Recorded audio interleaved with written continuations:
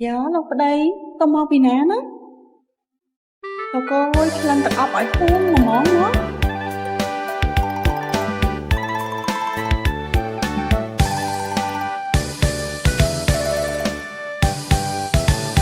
បងឯងទៅមកពីណាមកមាត់ដល់ឆ្មាឬមកពីវីឡាដឺបងឯងទៅមកពីណាមកមាត់ដល់ឆ្មាឬមកពីវីឡាដឺសាណាបង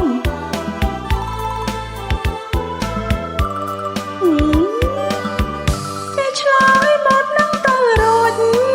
ក៏បាត់បងលួចទៅមានស្រីនេះស្ងាត់ស្ងាត់ចេះឆ្លើយបាត់នឹងទៅរួចក៏បាត់បងលួចទៅមានស្រីនេះស្ងាត់ស្ងាត់មេងនៅណាអញ្ចឹងមកបានក្អូនស្នាមក្រែមចប់ផ្ពាល់ពេញជាបនសល់ថាបងស្នេហ៍ស្និទ្ធស្រីផ្សងក្លិនទឹកអប់ផ្លែកស្មានខ្ញុំមិនដឹងវាមិនដែរក្លិនក្រូចចឹងណាបងឆ្នាំមុនលោកក្រូចបានហើយព្រាមចាស់ថ្លៃអើយបងបែរជាទៅមានស្រីឆ្នាំមុនលោកក្រូចបានហើយព្រាមចាស់ថ្លៃអើយបងបែរជាទៅមានស្រី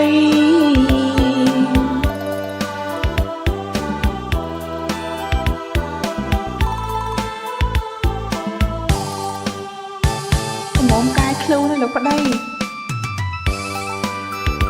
មកពីផ្សារតែក្លិនទឹកអប់ក្អូបឲ្យពួងហើយមកពីផ្សារមិនទឹកមកមានក្រែមចប់ពង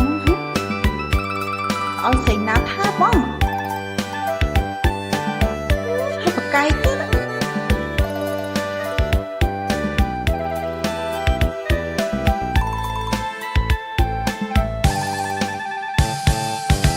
ស្នាមក្រែមចប់ពណ៌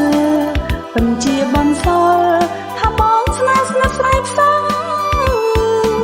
ក្លិនទឹកអប់ផ្លែកស្មានខ្ញុំមិនដឹង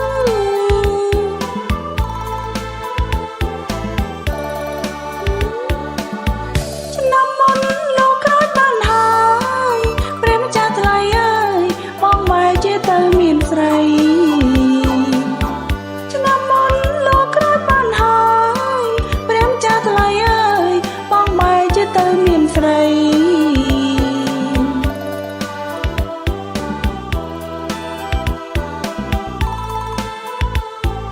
អូមិនចង់បានពេជ្រអីទេឲ្យតែបងកុំឲ្យមានស្រីទៅបានហើយបង